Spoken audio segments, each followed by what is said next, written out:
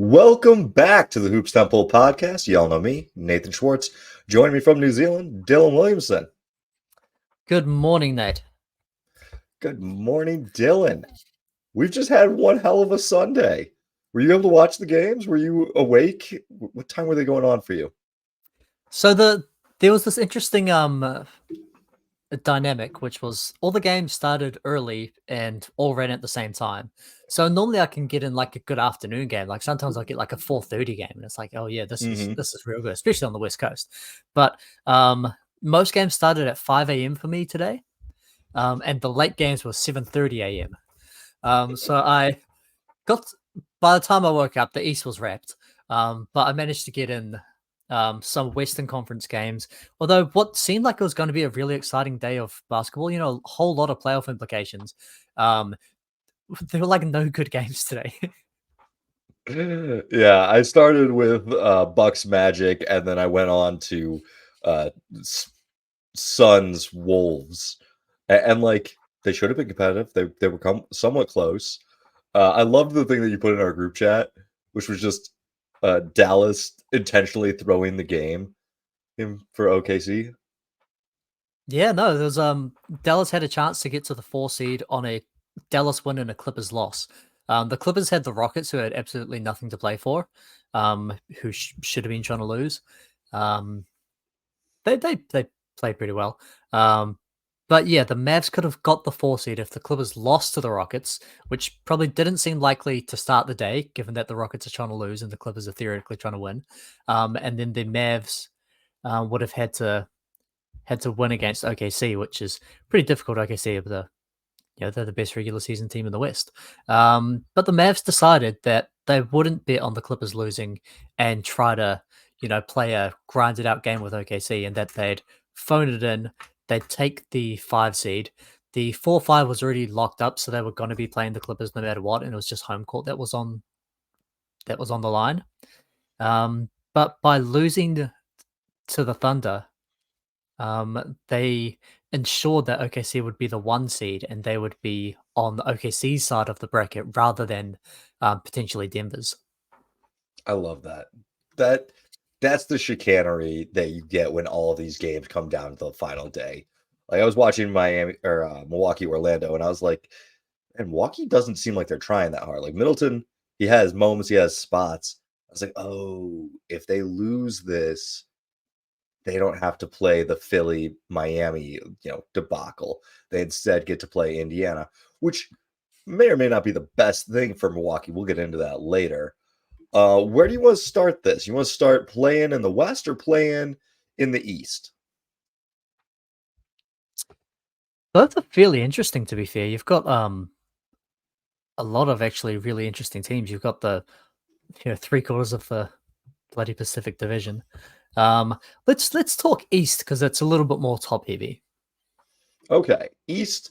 I'm just going to read out the order that things ended up being. The 1 seed is Boston, 2 seed is the Knicks, 3 is Milwaukee. Then we've got Cleveland, Orlando, Indiana. Then our play-in bracket: Philly, Miami, Chicago, Atlanta. Starting at the bottom because we're a glutton for punishment. Chicago versus Orlando. Did some digging here. The Bulls lead the series 2-1. Trey has only played in 2 of the games, but in those 2 games, she's shooting 29% from the floor, 22.7% from 3. Since returning from his injury, Trey is just 15 points per game, not counting today's game because that was still wrapping up when I'm tracking out stats. Today, he put up 12 points, 12 assists with 8 turnovers, nearing the dreaded turnover triple-double. But the most recent victory did see Atlanta beat Chicago thanks to Vit Krejci, going 6 for 6 from downtown. Dylan, what are we feeling? Single game. Who are we taking? This is one of those games that when the play-in was developed, this is like the thing that you didn't want to see. Where you've got like 2 teams that are so clearly below everyone else. Chicago at 9 are 7 games out of 8. Like there's a big drop off between the 8 seed and the play-in. Atlanta, in theory, should have a higher upside. They'll probably have the best player in the game, DeJounte Murray. playing legend Trae Young. Um, but like you said, Chicago has played the Hawks really well. And one of the things that Chicago does really well is they've got a lot of really good guard defenders. They managed Mhm. to get to a really solid level of defense while having one of the worst defensive centers in the league and not a lot on the forward line. DeMar DeRozan, again, is one of the worst defensive power forwards in the league. But between Caruso, Dosunmu, they've got guys who can guard guards, and that's, I think, is a tough matchup for Atlanta, who are a guard-heavy team, guard-dependent team. Yeah. Looking back at it, the games where Atlanta went lights out from three, which the one game they did that, they won. The other two games they really struggled and they ended up losing. The other interesting thing that happened in this series during the regular season was this was one of the Drummond 20 and 20 games.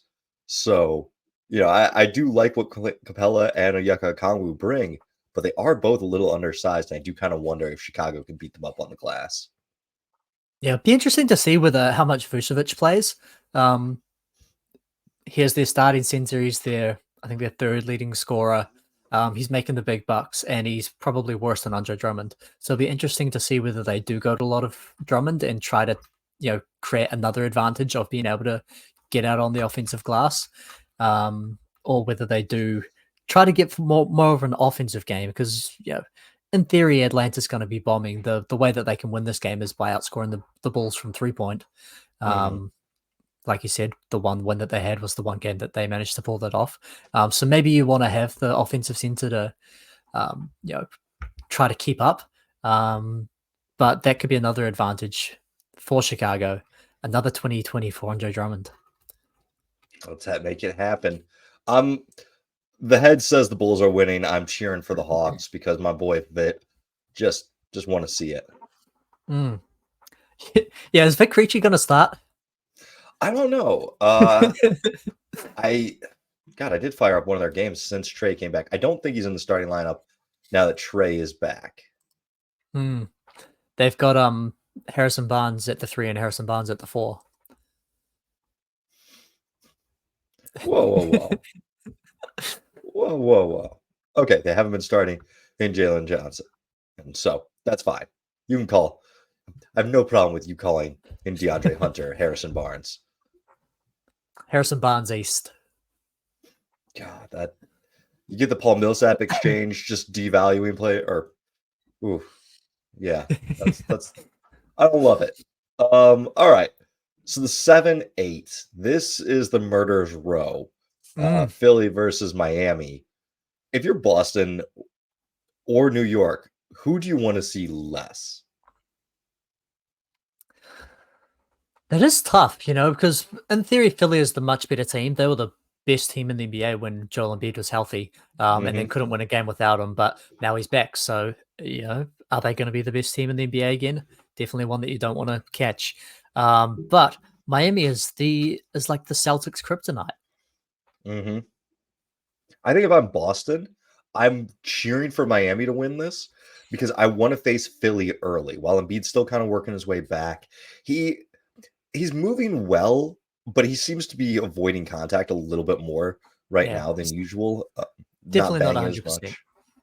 Yeah. Like I like the fluidity of moves. Maybe he's just ramping up slowly, just trying to play it safe. But I don't feel like he's going to the glass as hard. I feel like smaller hits are pushing him farther, and he seems to be really kind of favoring trying to stay healthy.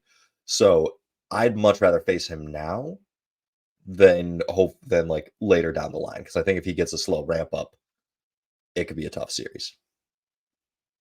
Yeah, no, that's an interesting thing where you've got not that Boston has any control over this, but once again, where you've got the sort of dynamic of, do you want which team do you actually want to win to give you that series, and where do you want which sort of side of the bracket do you want certain teams on?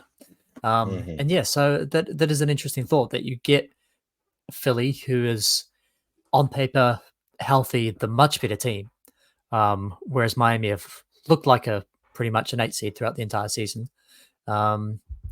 You get Philly early rather than you risk Embiid playing himself into shape and having to catch them in the later stages. You also do, always have the chance of Embiid not playing himself into shape, playing himself into another injury and getting hurt, and then never having to face them. So it's kind of a 50-50 scenario. On the flip side, I don't want to see the 76ers if I'm the Knicks. Like, Embiid is very good at basketball, and that's an understatement. But I don't like their post defense against him. I think he can pull out Mitchell Robinson, and then Isaiah Hartenstein just doesn't have the size to take that sort of physical pounding. So I don't feel like it's a great matchup. He's gonna get 35 a night, if not more, basically every game. Yeah, no, I agree. So maybe this is a situation where both teams are sort of hoping for the same thing, and it's a Philly win, Philly at 7. Wait, no, the Knicks are not hoping for Philly at 7. The Knicks are very much not hoping for Philly at 7. Of course. Okay, then we've got a competition. I want to see how awesome would it be to see like the Celtics and the Knicks like sitting courtside in the playing game. Like, come on. That would be, and this gives the opportunity. Someone totally could do that. Draymond's definitely going to be at a Lakers game, right? Like, what are the odds on that? But you don't think like Jason Tatum in a Sixers jersey would sitting courtside would be amazing? Only if it's a Jimmy Butler. He just shows up in the Jimmy Butler 76ers jersey. That'd be There the we way to do go. it. Now we're talking. Or you go like a similar level of troll. He just rocks up in a Tobias Harris jersey. He's like, let's go Tobias. What if he shows up in an Al Horford 76ers jersey? Oh, What if perfect. Al Horford shows up? Perfect. There's no Heat tie-in for that, though. But as far as how these two teams actually have matched up against each other, it's a 2-2 season series between them. Most recent game, April 4th, with Miami. Philly won. When Embiid, not the best. The kind of Embiid without maxi minutes were a big loss. But they also like couldn't hit a three. Buddy Hield was 0 for 4. Batum was 0 for 4. Tyrese Maxey had a fantastic game with 37 points. Um, I don't know how much we can take stock in just that one game, but I do kind of worry about Miami's ability to contain Maxey. I don't love any guard defender that they have on that team. You don't think T. Rozier is a secret Tyrese Maxey stopper? They I traded a mean, first round pick for him, Nate. What is it for if not to guard point guards? it's supposedly offense. Did they really give up a first? Is that what the going price was? That's why they did the trade. God, I don't remember them paying that much. That's a lot. And I do remember Rozier having his like 30-10 stretch for like 6 games, but man, that just feels like a lot looking back on that. So who you taking?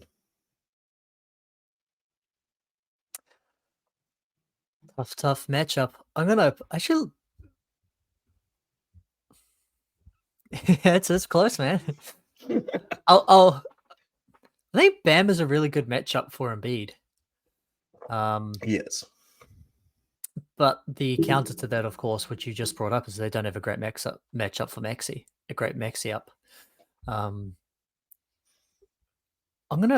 I'll call the upset here. I'm gonna take Miami. I like Jimmy in a single game, being guarded by Nick Batum more than I like Embiid being guarded by Bam.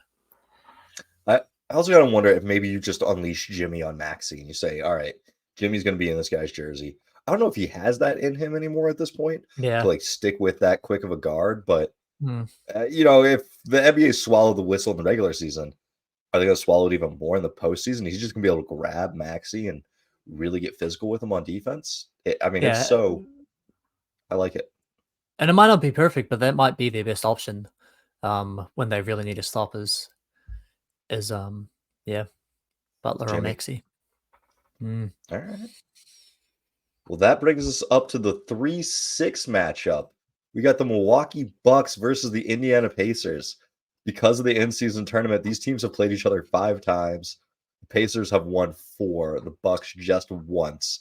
The one victory, of course, Sparks flew afterwards. Giannis won the game ball.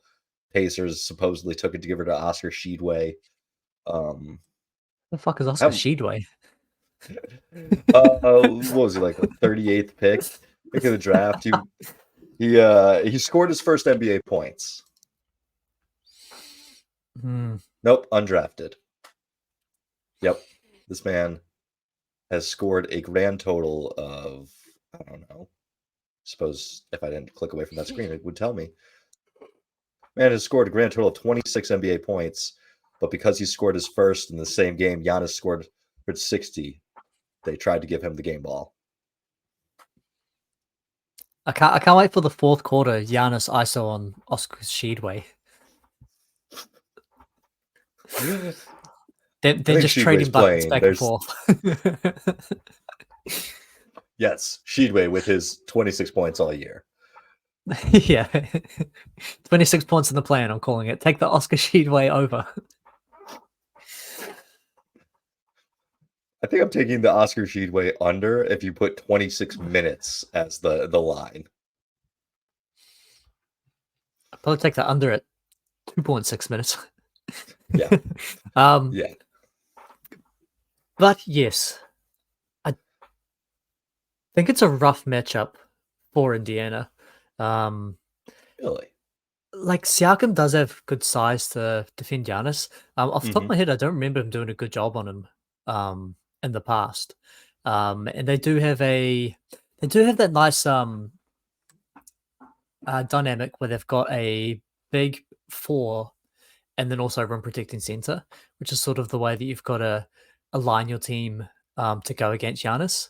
And Turner should have adequate mobility if he needs to, close out on Brook Lopez raising the ball for 4.5 seconds before it releases.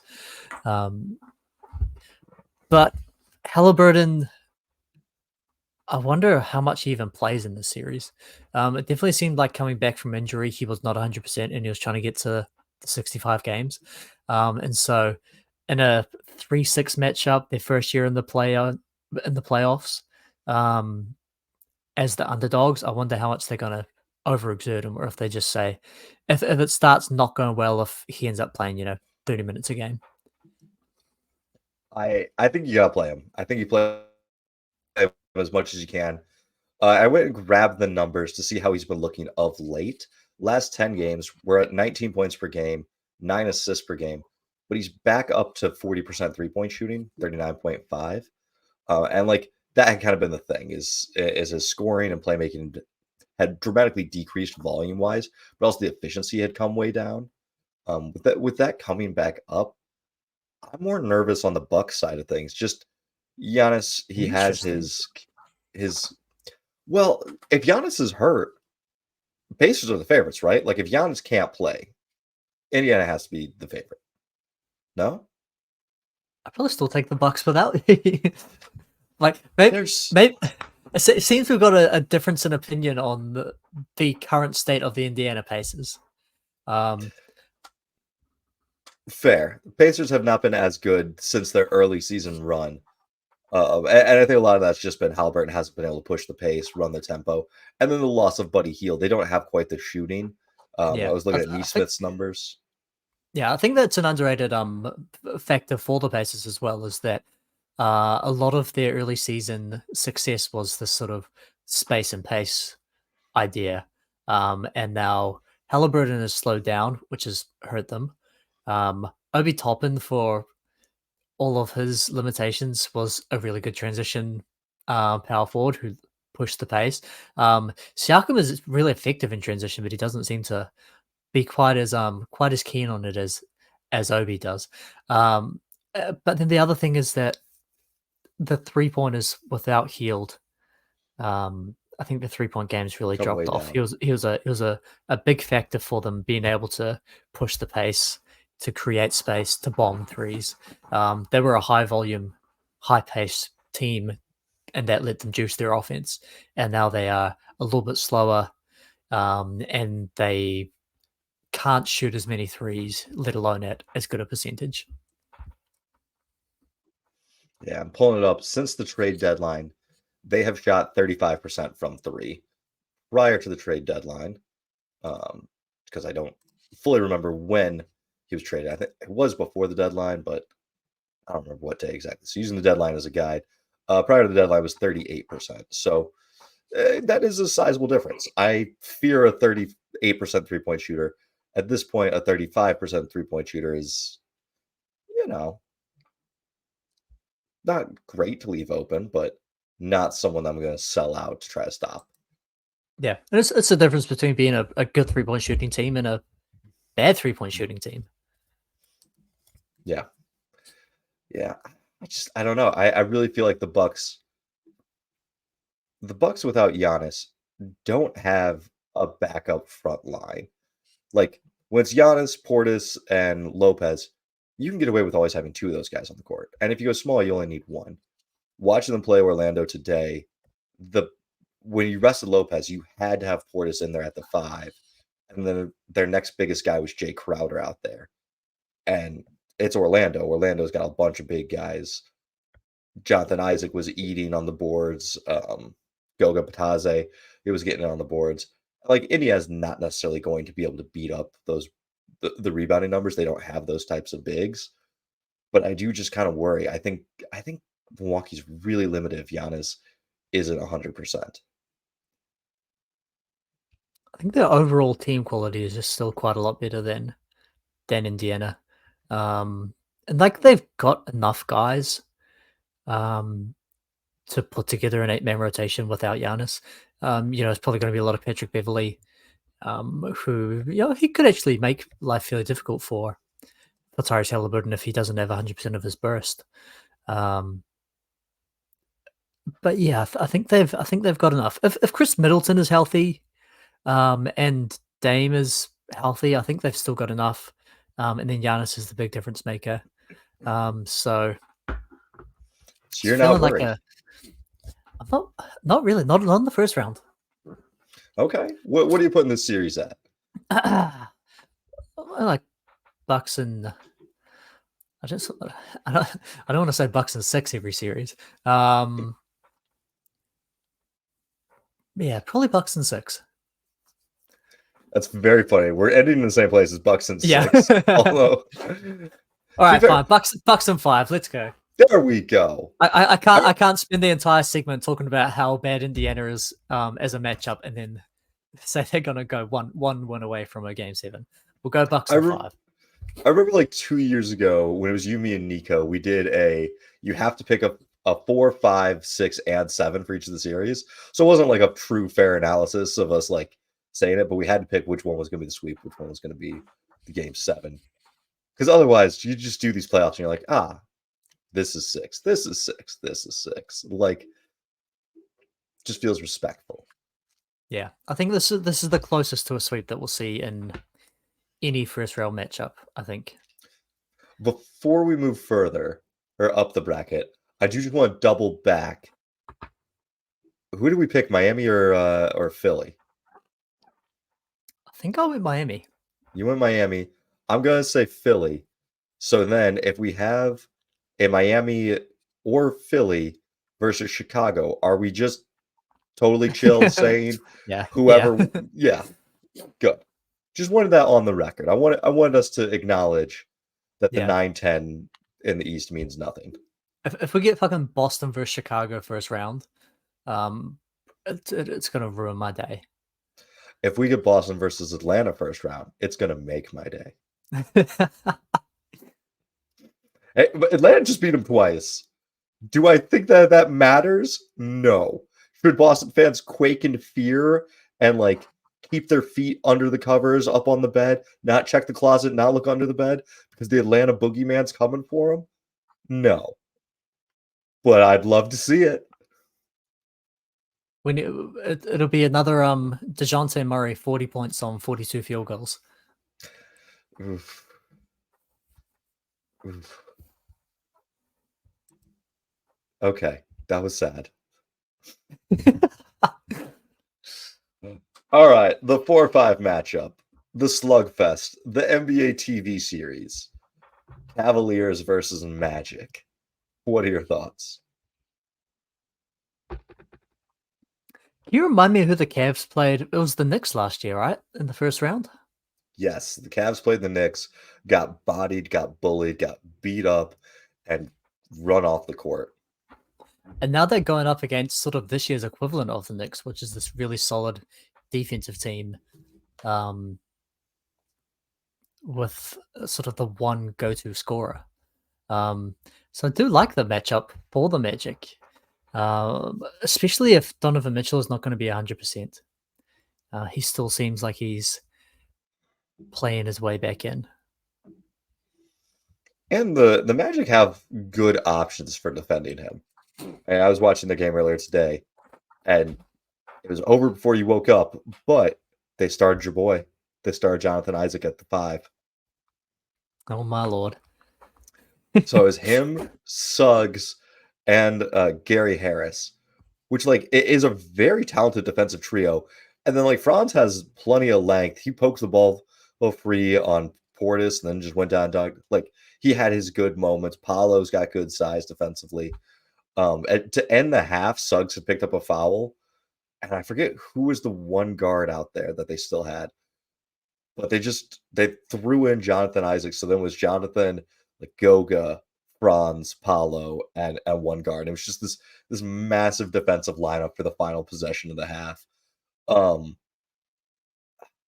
I feel like though I have to take the Cavs. Mitchell may not be 100%, but I don't trust the young teams as much. And then Evan Mobley, I feel like he's not a good 5 defender. I mean, he's made strides, and he can't really guard out on the perimeter as well. But he's good at guarding like true 4s, and I think that's what Paolo is. Like, if you had to design a player in a lab for Evan Mobley to defend, you probably defend or design Julius Randle. But then the next best guy you design is Paolo, right? Yeah, no, that is a tough matchup. I was very tempted to pick the Magic in an upset because I do think that their defense is going to give the Cavs a lot of struggle. But the Cavs also a really good defensive team, and you know Mitchell and Garland going up against probably the best defensive guards in the league, especially with the guy that I think we both picked for all defense. Was that last week or the pod before? And Jalen Suggs. But I do think the Orlando's just going to struggle to get baskets because Cleveland is not this one-way team. They actually are a really good defensive team. So low scoring, but I think that the Magic are just going to really struggle to get shots. The one way that they can get out of this is that Paolo just ascends to another level, and Evan Mobley, who's this ideal defender against him, just actually can't do that much with him, can't do that much with the shift in his creation. I don't see it happening yet, but I am really excited to start have this new leaf turning over. I mean, we'll see it more when we talk about the West. It's not the LeBron era anymore. It's not the Durant era anymore. It's not the Curry era. Giannis, Jokic, these are the top players of the league. Luka is a top player in the league, but we're starting to get the young guys moving into playoff pictures. There's Mobley being a 3rd-year guy, Paolo being a 2nd-year guy.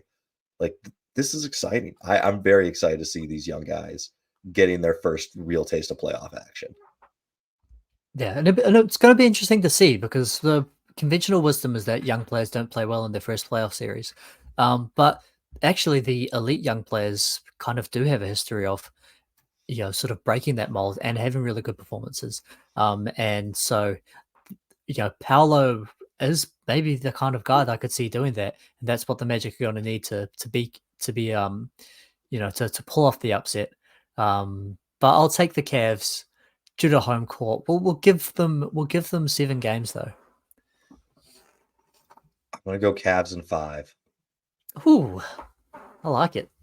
I really think Donovan Mitchell is a different level of playoff player. I also don't fully trust Orlando's defense. Like, they've got really good defensive players, but I think Suggs can get baited into bad situations. He had just 3 boneheaded fouls on Middleton in the second quarter. One of them was a fine foul. 2 of them were just dumb. Where like he just kind of got baited into it. It just overexerted himself, tried to do more. I think Donovan's going to be able to get Suggs in foul trouble, get him out of the game. And I think what the Cavs saw last year and what they kind of went through is going to really have them prepared for this year. And just Orlando having not gone through it, not having anyone with much playoff experience. I mean, Joe Ingles and Gary Harris are the vets with the playoff chops. Jonathan Isaac's the only guy to have playoff experience in a Magic uniform. Like, that's been a minute. So I think this one's going to be less close than we think it will be. All right, you talked me down to Cavs in 6. Yes. All right. Ready for the West? The bloodbath. The blood. All right. West standings. Let's just pick every game in 7, every series in 7, and we can run through it. Kings Warriors playing game 7. All right. 7 overtimes before a winner is announced. West standings. We've got the OKC Thunder as the 1 seed, followed by Denver, followed by Minnesota, the LA Clippers, Dallas Mavericks, Phoenix Suns rounding out our top 6 playoff locks. The play-in, you have the New Orleans Pelicans, the Los Angeles Lakers, Sacramento Kings, and Golden State Warriors setting up for a Kings-Warriors 9-10 matchup. These 2 teams have played each other twice. They've not played since January 25th, so nothing in recent months. Kings have won the last 2, but the last 3 times these teams have played each other, can you guess the point differential if you add up those 3 games? So 2 Kings wins, 1 Warrior win. 0. 1 point. Jeez. All 3 games were decided by 1 point. God. Yeah. I'm looking forward to this one. Is this a repeat from last year? They did play each other 7-game series last year. This is the Draymond stomping on Sabonis' chest. That's right. God, what a goon. So I pulled up the last time they played each other's box scores. Harrison Barnes revenge game, 39 points for him, but also Kuminga went off for 31. Very nice. What are you thinking? What are you feeling? Leaning Warriors. And I think it's going to have to be Kuminga who does it. De'Aaron Fox has taken a lot of steps forward over the last couple of years in terms of his defense. And I think now he actually is a very good matchup to defend Steph Curry. I think he's sort of become one of the best guard defenders in a playoff series where in a play-in game. I think he's going to be really locked in, and I think he's a great matchup for Curry. Sacramento, they've managed to build a roster that has no small forwards on it. And so I think it's an opportunity for Kuminga to have a really good game. Draymond is a good matchup for Sabonis. The Kings not having Malik Monk or Kevin Huerter limits them so much offensively, where it's now just a lot on Fox and Sabonis. And Sabonis is one of those players who his other people create opportunities for him to create for them, which is a very complicated way of saying I think he needs good players playing off of him to put him in positions where he can have an offensive impact. And Huerter is one of those guys running handoffs. Malik Monk as a pick and roll player is one of those guys. And so I'm concerned about what he's going to be able to do, especially going up against a really good individual post defender in Draymond Green, who I think we did mention in the all defensive discussion, although he didn't make any of our teams. And so he didn't make the games requirement. Yeah, we couldn't have him there. Yeah. And so I think it's and I can only say this because Aaron isn't here. I think it's the Warriors taking this one. Aaron did text me and ask me to be kind to the Warriors, and I responded back that 16 season playoff droughts don't come along that often. I felt like that was kind, right? You're gonna miss it this year, but like it won't be 16 more years, right? So the Golden State has been trying out a new big three starting five with Wiggins, Green, and Trace Jackson Davis. That three-man lineup has only played 115 minutes together prior to today's game. Don't know how much they played today's game, but they're a positive 16 points per 100 possessions. Their defensive rating is 98 points per 100 possessions. It's the bounciness of Jackson Davis being able to catch lobs and be another rim protector, or which kind of allows everyone to do what they do best. I think that's going to carry the day for the Warriors, kind of this rededication, recommitment to defense, because Curry can always score. Like that was always kind of the thing, was the Warriors got good on defense first. Yeah, they were a defensive team. Yeah. Under Mark Jackson, they were an awesome defense. And then Kerr's like, hey, those 22-foot jumpers? Maybe make them 24 feet. Let's see what that does. And now that's the NBA we have today. But yeah, I think it's going to be Golden State. Although just looking at how closely these teams have played each other over the last 2 seasons, it's really close. I should just mention as well, for the sake of completeness, before Aaron writes in an angry email as an anonymous listener, Keegan Murray is a very good defender at the 3. However, I prefer him. I think he does his best work actually guarding smaller players and sticking with quicker players. We saw him do a really good job on Steph Curry, for example. Whereas Kuminga, I think, has a physicality advantage over him. I think Keegan's had kind of an up and down year. Start of the year, he was trying to do a little bit more creation. He's had some success with it. I think it's just the classic sophomore slump. I think next year Keegan will be a significantly better player than what he's seen this year, and I'm not too worried about him. Like, he's not going to guard Kuminga well. They don't have a great Kuminga matchup. It should be Harrison Barnes. It won't be Harrison Barnes. He'll do a great job of guarding him to an efficient 32 points. Yeah, exactly. But Keegan, I think, tried to take on too much and got on team scouting reports this year. It's easy to catch people by surprise when you're the rookie and having as great of a year as he did. This year, teams were able to adjust. I think third year will be more of a level set year where he kind of knows where teams are at on him, and we'll start to see more growth. Yeah, no, I definitely agree. I'm very high on Keegan Murray as a 2-way player going forward. But I don't think this is the year for him to be the X factor. Do you think we're putting too much faith in Kuminga, who actually hasn't had, a great track record as being this type of player that we are maybe expecting him to be in this game? I'm not too worried about Kuminga being a great player in this game. Like, if Kuminga has 15 versus 30, it's not a huge deal in my mind, just because I think the Warriors have enough other advantages. I think with their new starting 5, they have a really good defensive lineup.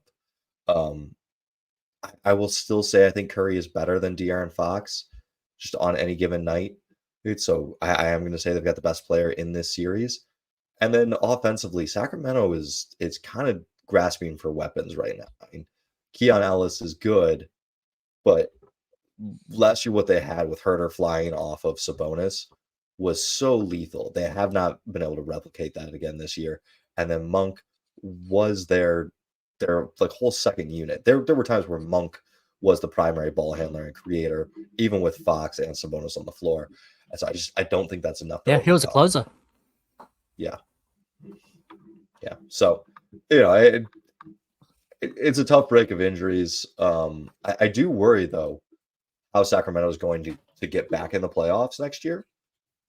Just the West is so tough, and you got to assume Memphis comes back, just guns a-blazing next season. Maybe it's the Lakers that fall out because LeBron leaves or they're just too old. But I mean, there's so many good young teams in the West that I kind of worry about these teams that aren't getting in. Yeah, no, it's maybe expansion's the only thing that can fix this is you get a realignment. Yeah. Because the West is going to be crazy next year. I mean, you've got San Antonio, you expect to take a step forward. Memphis, you expect to, probably flip their record there with 27 and 55. Would it be surprising to be 55 and 27 next year? Utah were actually good when Larry Markkinen was healthy. They're going to be better. Houston has a lot of young players that you'd expect to improve, and you don't foresee any of the, the 10 playing teams dropping off drastically. I mean, sadly, your team and my team and Aaron's team are the three candidates from, maybe the Kings just weren't good enough. Lakers, if they lose LeBron, so it's just LeBron and Davis aging. Clippers, you've also got age, but like Thunder You've will got be Paul back. George's free agency. Yeah. If the Clippers go out weak in the first round, maybe he prefers the look of Philadelphia, who can have max cap space. Go East, young man. Old man. My age man. Just man. Go East, brother. So both taking Warriors. Yep. All right. 7-8. Lakers Pelicans, who in their most recent matchup, the Lakers destroyed the Pelicans despite Brandon Ingram's return. 124-108. That game took place today, April 14th. LeBron was on another one. 28 points, 17 assists, 11 boards, 5 steals. He was just setting people up right and left. It looked really good. I don't like the Pelicans matchup for the Lakers. Like, yeah, I no, don't. I think the Lakers are with you too, because they effectively chose this game by winning it. The Pelicans were trying to win this to stay out of the play-in. If the Lakers had tanked this game like we saw a lot of other teams do, New Orleans would have been the 6 and the Lakers would have had Phoenix instead. But they, by playing this game, effectively made a decision that they preferred the Pelicans, and I think that I agree with you. I think they are a very tough matchup for the Pelicans and have played them probably better than, this might be their best matchup among high level teams this season. Yeah. Now, if you win this, you get the honor of being a 5-game series for the Denver Nuggets. Like, that's just what it is. The other thing coming out of this game is that Davis hit the ground with back spasms. Not my favorite thing going into the playoffs. So he's Data Davis, essentially. Data Davis, yep. I don't... Listen, there's some jockeying for position that you could do. You could intentionally lose this one to try. I was going to say, do you think that either team would consider risking, playing the winner of Golden State or Sacramento to get OKC in the first round, which is, I think, everyone's favorite opponent out of the top 3 teams, or you play it safe, you win the game, and then you get destroyed by Denver? Listen, my favorite opponent is Minnesota. So I think both of these teams are bad matchups for Denver as well. Like, not just that Denver is a great team and that these are, fringe playoff teams, but I think that both of these teams wouldn't play Denver well. Yeah. Ideally, I'd love to play OKC if I'm the Lakers or Pelicans, because I just don't want to play Denver. But I don't think you can tank this one. I think you need to try to win this because I don't want to be in a single game elimination with the Warriors. All it takes is one hot night from Clay or from Curry, or it just takes one hot night and you're eliminated. And I don't think you can do that, or don't think you want to do that. I wonder what the if the analytics departments of these teams did a statistical analysis. I wonder what the math would say. With the idea being, what is their likelihood to beat OKC in a series versus Denver? And is that significant enough? Are we talking like if we're talking they have a 10% chance of beating Denver in a 7-game series and a 25% chance of beating OKC and a 50% chance of winning that second playing game, then mathematically, actually, they've got a better path by losing that first playing game, trying to win the second, and then going through OKC. And it just depends on where those odds actually flesh out. Yeah, I just don't like it. I don't like the chances. Although all right, hear me out. Put yourself in LeBron's mindset. Think about this if you're LeBron. If you win this game, you have to play Denver, but you either beat Denver and prove that you're a title contender or lose to Denver and get to enjoy your entire offseason. Yeah, that's a good point. You get fewer games by winning this game. Then he can go hang out with JJ Redick and drink wine, Yeah. talk about how Go they don't like help. the dunker spot. Have they been crushing the dunker spot? Yeah, Yeah, I haven't listened to it. Have you listened to Mind the Game? I think maybe like the first 2 episodes. I've I've seen people clip it and like talk about how elite insight it is, and I'm like, you guys have never coached eighth grade basketball, have you? Because like, yes, they're describing actions. I have a coaching basketball for dummies book that describes like these actions and whatnot. Like, Yeah, I mean I, that is probably the most interesting thing is that they don't shy away from using like basketball terms that the terminology. average fan wouldn't Sure. know. And then they have a great, production team that explains it on the screen what they're talking about. Yeah. It's fine. I'm glad they're doing it. My big knock against It's a lot of player podcasts it's like is either that smart basketball for dummies. I like that. My big knock against a lot of player podcasts are one, they're either are just wild outrage based bait like the Gilbert Arenas stuff, or two, they're actually like genuinely good podcasters, but in being genuinely good podcasters, they start discussing a lot of things that aren't what I came here for. Like I listen to the greatest of all talk, the GOAT show, Ben Golliver, Andrew Sharp, and Ben will go on his diatribes about his Lego building, and I'm in for it. When JJ Redick goes on his diatribes about Earth, Wind, and Fire because they're his favorite band, totally fair, same sort of deal. Just not an Earth, Wind, and Fire guy. And at that point, I don't care if you're a player or not. Like you're going off on random tangent that I don't connect to. So yeah.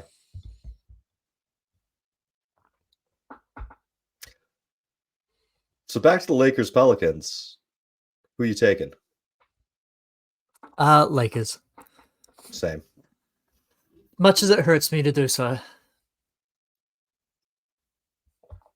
I feel like LeBron versus Zion is a really easy matchup for LeBron. I feel like he is one of the few guys that has the speed and strength to stay with Zion, but then he also has the kind of mental fortitude and just experience with the game to know what Zion's next moves are and how to counter him. And like just the versatility of his game to go against Zion. And Herb is a wonderful defender, does not have the strength to guard LeBron. Yeah, like So, Herb's gonna make D'Angelo Russell's life very difficult while LeBron has 38 and 12. yeah. All right.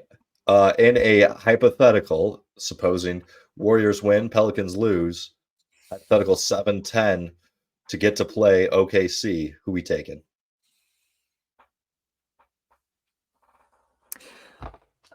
Sorry, that was the Pelicans versus Warriors. Mm-hmm.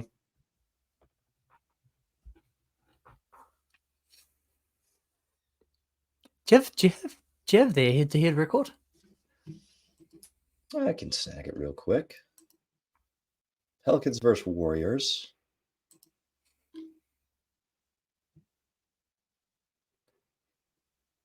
Only 3-game series. Warriors have won once, Pelicans have won twice, including most recently, the Pelicans won on April 12th, so just 2 days ago, against the new super lineup. It Oh, was okay. Well, without Brandon Ingram. they've got the foil. Yeah. Um, Yeah, they won it without Ingram.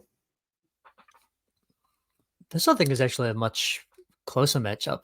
This one is really hard to pick. They're Mhm. sort of two teams that are quite unique in that their strengths and like weaknesses don't really line up at all. Um, and so therefore, in theory, the Pelicans have been the better team this year. And so therefore they should be my pick if I can't deduce a massive matchup advantage. Other than maybe Draymond is, you know, probably the only other guy in the league besides LeBron who has the same level of strength and speed to defend Zion. That could be a good matchup for him. Yeah. But then the Pelicans also have very good defenders on Steph and Herb and Dyson Daniels. And if you wanted someone to just go 94 feet, you could throw some Alvarado in there as well. Oh god, Jose's gonna make these stuff's life just miserable for the 10 minutes he's out there. The Pelicans have this small lineup that they start big with Valanciunas, but Valanciunas played like 7 minutes today against the Lakers, and I didn't watch enough of that game to know if he got hurt or if he got pulled, but it doesn't seem unusual. He's not been starting second halves the last couple of games I've been watching for them. They've been going with Larry Nance Jr., and it's a much more switchable. It's a small lineup. It's a fast lineup, and it's such a good defensive lineup because they'll have him, they'll have Herb, and they'll have Jose out there or Trey, and like there's a ton of length, a ton of defense. I think they have the options and the switchability to stop Golden State if both teams go small, and I don't think Golden State can go big and force them to play big. So Hmm. I am taking New Orleans. They normally close with Zion at the 5 and then play Ingram and Trey, which makes them a really good offensive team Mhm. and a really bad defensive team. I think that the way that we've seen the Warriors most foiled in the past, going back to even what Anthony Davis did to them, what was that 2 seasons ago, is when you can defend the rim really well against the Warriors, it becomes a lot harder for them. And I think the Mhm. Pelicans have very bad rim defense. Um, I don't know. Zion is trying to block every shot. I, it was the Phoenix game I was watching them play. Zion had like 4 or 5 blocks in that game. I want to say, just coming out of nowhere. Where is that game? I'll find it. But every time he could be weak side help block, help rim protection, he was there.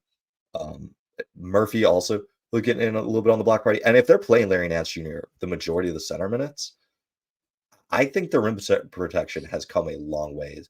It's kind of ready this year. It was 5 blocks, 29 points, 10 boards, 7 assists, and 5 blocks. If Zion's playing like that, watch out. Watch out LA too. I mean, if yeah, Zion's playing yeah. defense, if Zion's hustling, he could cause a lot of problems for LeBron. But What do you love that just LeBron and Zion going back and forth and getting stops on each other? I would. I I love it when the star players match up against each other. You know, We get a nice D'Lo versus CJ McCollum shootout. no, not that. them just coming down the other end and not being able to guard each other. Yeah. But like, um, it takes you back to playing one on one, or just pick up with your friend. It's like, all right, hey, it's just the two of us, and getting that between Zion and LeBron would make for such entertaining TV for me. yeah, I mean, we're gonna get it. Yeah. All right, I'm okay, taking New Orleans. You I'm taking torn. Golden State? Come on, got to lock it in. We got 2 more series to discuss. No, let's go New Orleans. They've been the better team overall. I don't think the matchups are too drastic. It feels bad picking against Curry, though, right? I mean, less bad if he's going to be defended by Herb Jones and Dyson Yeah. Daniels for the whole game. All right. Well, that cues up the 3-6 matchup of where we have the Minnesota Timberwolves playing the Phoenix Suns. We've saw that earlier today. We've also seen all 3 games that they've played each other. Phoenix has won. Um, is this just a sad way for Minnesota to go out?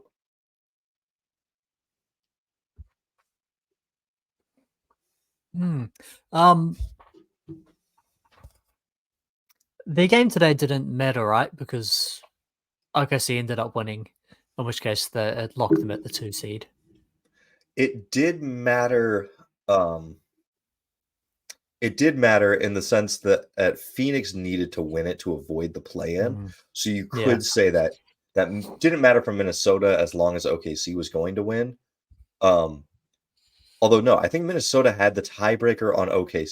Too many scenarios, but I think Minnesota had the tiebreaker if both them and OKC won, but in a 3-way tie they were third. So as long as if Denver had lost, OKC and Minnesota had won, Minnesota could have been one, is what I want to say was the scenario. Right. Right. And Phoenix seemed to handle them pretty well. I mean, it was probably the most interesting game of the day. Like I went back and forth between a few different games, which all seemed to fucking suck. But this one seemed the most interesting. And also seems like there's a bit of a rivalry between these guys. Like there was some animosity. Bradley Beal talking shit to Anthony Edwards. Um, Yeah. there's some of that. Ultimately, the difficulty for Minnesota is that they're probably the best rim protecting team in the league, and Phoenix only shoots mid ranges, and so their defense is sort of nullified by that. McDaniel's, from what I saw, they seem to have him guard Booker for most of the game, um, and I wonder whether that will continue or whether they will figure out that the size is better to have on Durant and they can have Edwards. Um, on Booker instead. But man, yeah, this is going to be a very disappointing season if this is how they go out. Which we kind of, had it had been discussed throughout the season that like, is this going to be, you know, another version of the Utah Jazz where they waltz through the regular season and then they're out in the playoffs? And I think that was overstated, except that now they've got this really difficult matchup. Yeah. If things can go right for Phoenix, like we've seen the whole season, even when they've been healthy, like they a lot of times just haven't figured out how to play well. And they're still, I think, the worst team in the NBA in the clutch, which is important in playoff games. But it does seem It's like a tough matchup. it's only important if the game is close, Yeah, yeah. which this one was not particularly close. The last 2 times they've played them, all of the victories have been by more than 10 points. They played on April 5th. It was a 10-point victory for Phoenix. They played on November 15th. It was a 18-point victory for Phoenix. I think the point that you said in there about Minnesota being really good at rim protection and Phoenix just wanting to get to the mid range, like Phoenix would do a good job of getting Nurkic a touch in the paint and then getting it kicked out.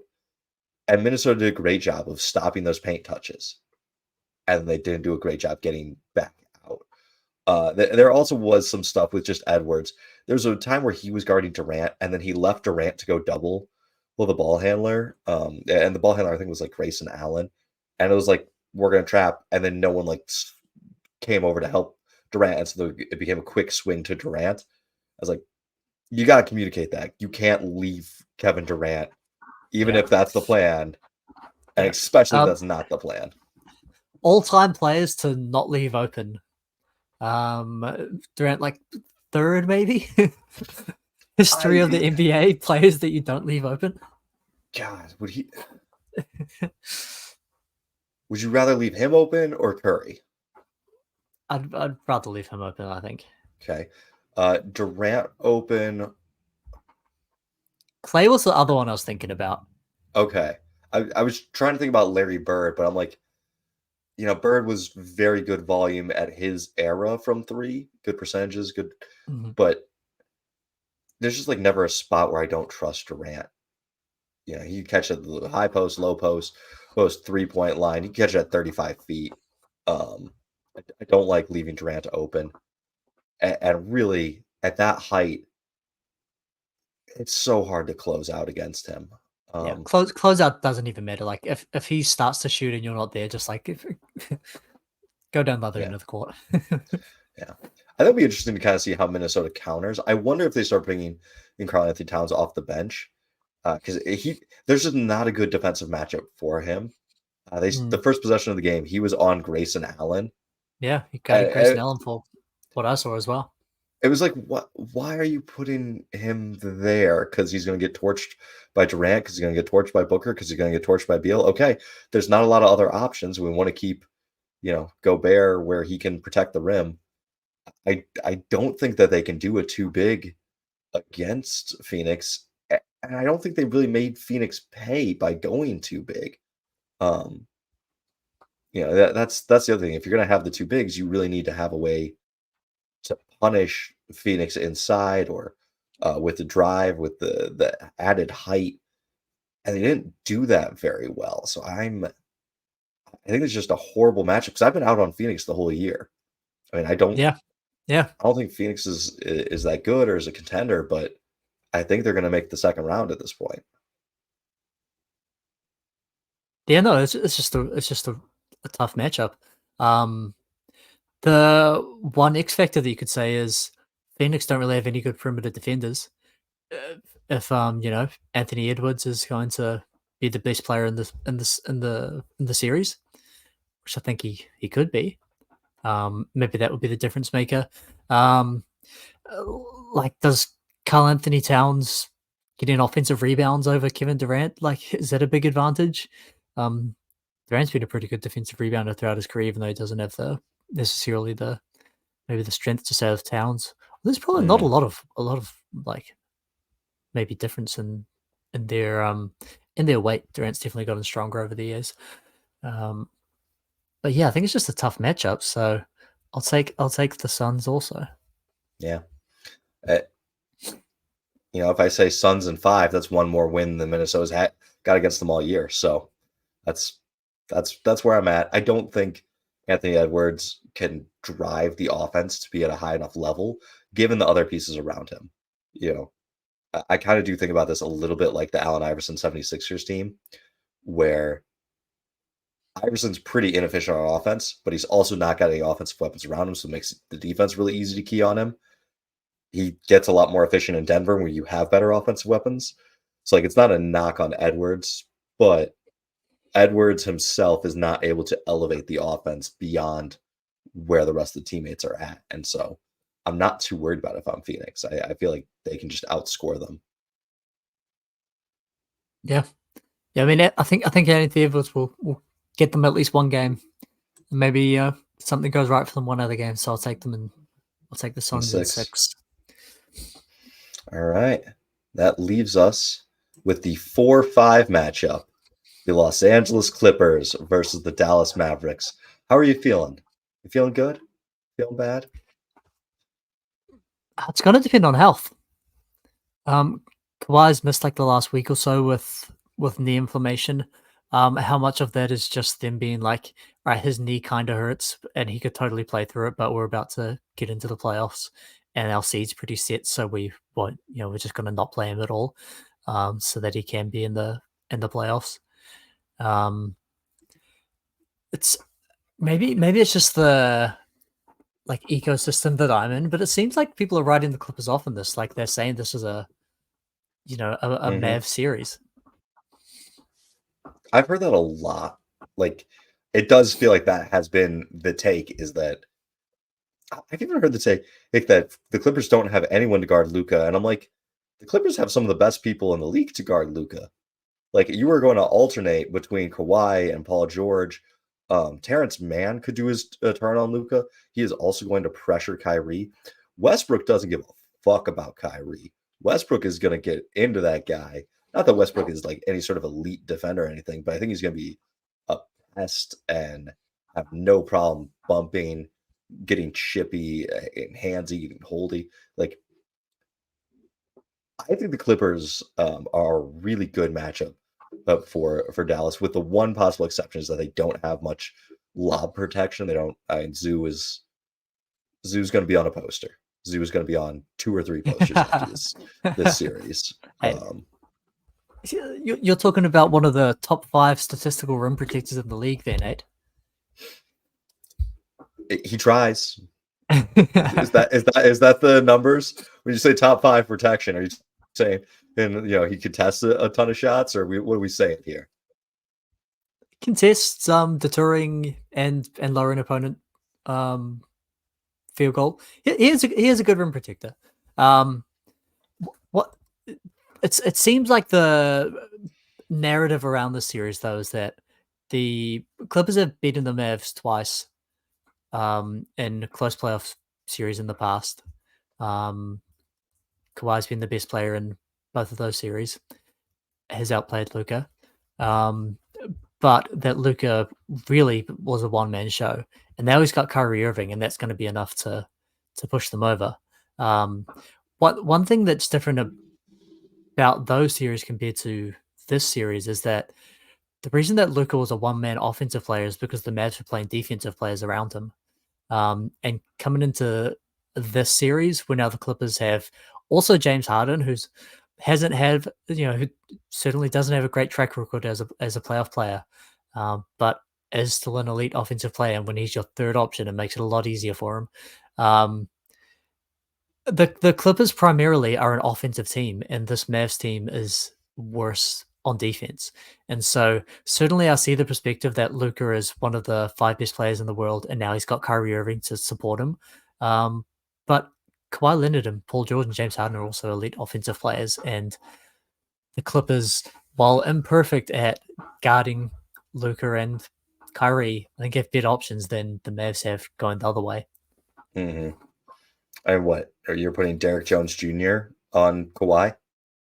Are you putting Dante Exum on Kawhi? PJ Washington? Like if that's what they're counting on, it's PJ Washington stopping Paul George. Good luck. That is not a great defensive matchup for Dallas.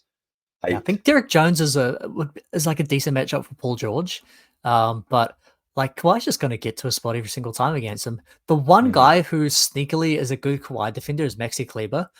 So if they end up going with a lot of Maxi Kleber minutes, which really only works if the Clippers go small, which they had done in previous seasons where Kawhi was effectively playing center, and so playing Maxi Kleber at the 5, you were able to match him up. The Clippers don't really go small anymore. So maybe they won't have quite the opportunity. What do you think is the Clippers' closing 5 at this point? It's probably just the starters. So I would, because I think that they want the rim protection. Yeah, I was thinking they still might go small, where PG is more the 5, or PG is the rim protector, the last guy back on defense. They did that a lot, kind of middle of the year. Yeah. So maybe it's it's probably not Russ, but maybe it's Amir Coffey, and they get another sort of shooter out there instead Coffey's of having Coffey's been nice. It's like, quietly better than Terrence Mann. It's the sort of most talked about secret among Clippers fans is that the lineup's way better when Amir Coffey is in instead of Terrence Mann. Really? And the lineup's still excellent when Terrence Mann is in. Yeah, Mann brings a lot on defense. He does, yeah. He's probably one of the 10 best defensive shooting guards in the league. I mean, D'Angelo Russell is a starting shooting guard in the league. I don't know how that's impressive. What I'm saying. Yeah. No, I was starting to think about it. I was like, who are the good? Wait, if you're limiting this to just shooting guards, like, if I said 5 best, if I said 5 best, is that a spicier take? That is a spicier take. That is a better take. I think like no one can defend Kyrie, but I think he's a decent option. He's got good length and athleticism and quickness. I still think Zoo's going to end up on at least a couple of posters. I think there's going to be like the Dallas Mavericks poster collection, and it's going to be the Gafford poster, the Lively poster, and insert next poster here, whether that's Derek Jones Jr.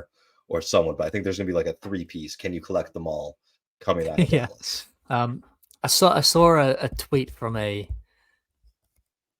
mean, in theory, it's like a pro Clippers tweet, but really, it's one of those ones that's just like saying something good to like get engagement of Mhm. people saying like you're an idiot. And they had Zubats and Kai Jones, who the Clippers just signed on the freaking last day of the season, with the caption "the Twin Towers." Um, and Oh the god. Mavs reply was Gafford and um,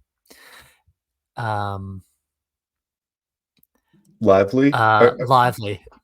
They're like the first and second plane. Oh, you can't make that joke. Who's I mean, I know it's been like 20 years, but oof. Oof. I don't know if that social media guy still has that job anymore. But I don't think it was the Mavs that tweeted it, but some Mavs oh, page. I thought you said the Oh Mavs. no, As I was thinking it was an no. official reply. That'd be If it's just hilarious. some random guy, great. Go for it. He'd be hanging out with um the Magic social media guy that tweeted the Anthony Black and Grady Dick jersey swap. What are you supposed to do? How are you not supposed to tweet? Listen, I'm just following orders. I'm the social media guy. These guys grab me. They're the players. We're paying them multiple millions of dollars. Do you want me to tell them no? Yeah, it's not on my payroll to tell them no. You got to take that photo and post it. All right. Are you gonna follow the false narrative that's spreading around, Nate, or are you going to stay true to intelligent basketball takes and pick the Clippers? I think I've developed enough of a reputation as being a Dallas Mavericks hater, just because I didn't like the Luka MVP case. I've had some harsh words for Kyrie over the years, and hate Texas as a state. Don't actually hate the Dallas Mavericks. They're one of the good. They're my favorite Texas team, but yeah, I am taking the Clippers. I do think that that they will advance.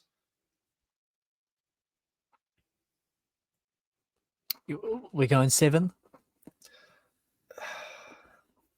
It's a pansy pick, but yeah, I'm going 7.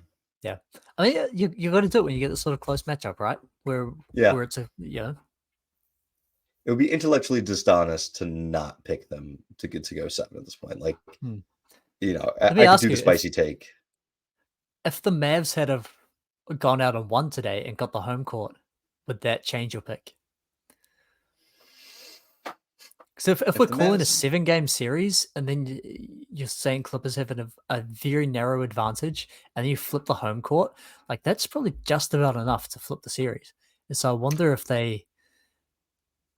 I'm gonna say no because the Clippers and home court aren't really a thing.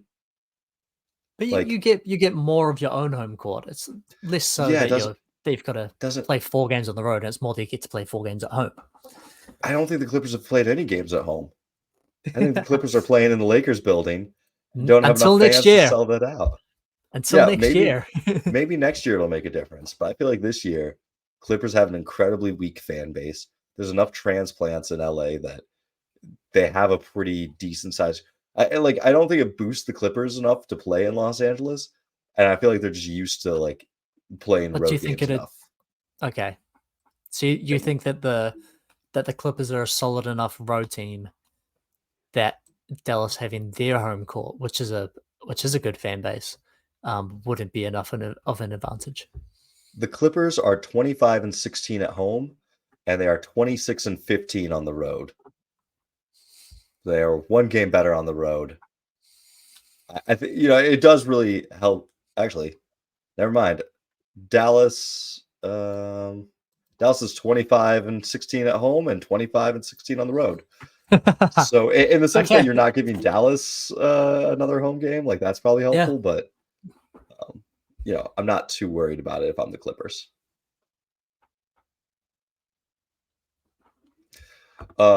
What is the playoff matchup that we didn't get that you really wanted to see happen? Like if you could shake these up in a Hmm. snow globe and get a different matchup? What were you really hoping for? Hmm. Let me have a quick look. I assume we're talking about realistic ones that almost happened. Um, Yeah, let's see here. 'cause I have one very distinct Yeah, pick now. you give yours first since you got it planned. I wanted Phoenix versus OKC. That would have involved Phoenix not Oh, getting the 6, being in the 7-8, losing, or OKC falling down to the 3. However it needed to happen, I wanted the Thunder's first playoff series to be against Durant. And like that, kind of karmic situation to come back around where Shea to like ascend the mantle first has to defeat the last man to get them out of the first round. that is solid. I'm really hoping for a OKC Clippers second round where it's Russ and Paul George, but Mm. it's not quite the same as Against Kevin Shea. Durant. Yeah. And also it's like the oldest team in the league against like the youngest really good team. Hmm. Yeah. I don't know if outside of that, I don't know if we were robbed of any great matchups. No, I think Indiana playing Milwaukee is a great matchup, just from how spicy that's been over the course of Mm. the regular season. I Their think in-season tournament, Philly falling down into the play-in actually gets us an even more interesting first round. it does. Although Cleveland, Orlando is how you're gonna really know the like basketball nerds. If you're like, hey, Yeah. what game did you watch last night? And if they Yeah. tell you Cleveland, Orlando, you're like, oh, you like this sport. You're like serious about it. Because that's gonna be a rock fest. That's gonna be games under 100, potentially both teams playing excellent defense on each other. But yeah, I think that is going to be the least watched series of the first round by Hands far. down. Trying to think. If there's anything else I would really love to see. I mean, I am a little bit sad in the play-in we're not getting a Lakers Warriors. Just Curry LeBron been the greatest kind of rivalry fight between the two of them for the last couple of years. To not have a Lakers Warriors or Lakers Suns and have LeBron Durant Mm. a little bit robbed. Feel a little bit robbed of those two. Yeah. Do we get robbed of a great playing game? Like, let I alone mean, playoffs. I'm sure the Pelicans will be a great play in game. I do think not that they sandbagged it trying to lose that one, but I don't think they were quite as concerned with losing as they maybe should have been. And I think the Lakers showed a lot of their cards, a lot of what they could do. So the Pelicans now have like time to prepare and change to potentially win. So I love a positive spin on a team just, wow, underperforming and losing to a worse team because of a bad matchup. yeah, yeah, you gotta spin these sometimes. And on the completely other end of the brackets, the super loser end of the bracket, the 10 teams that are not in the uh, the play-in bubble, we now have a clear lottery lineup with the Pistons at the bottom, followed by the Wizards. Portland edged out with Charlotte by virtue of a tiebreaker. San Antonio is the 5th team.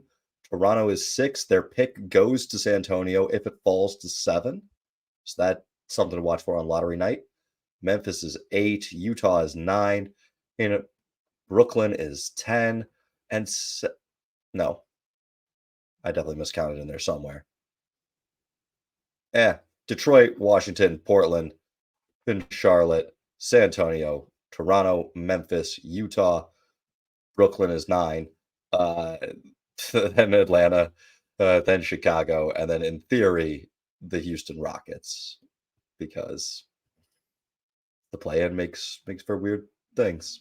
But any final basketball takes on the week for you? Or any thoughts on the lottery?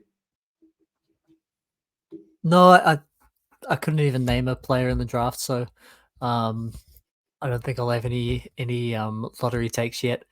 Um, we'll just say, do you think that the NBA could have scheduled today better, as in like staggering the Yes. games?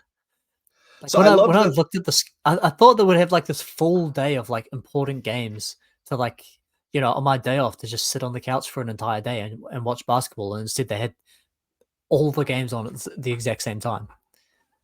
So here's what I think they should have done. You kind of know who are going to be the bad teams this year.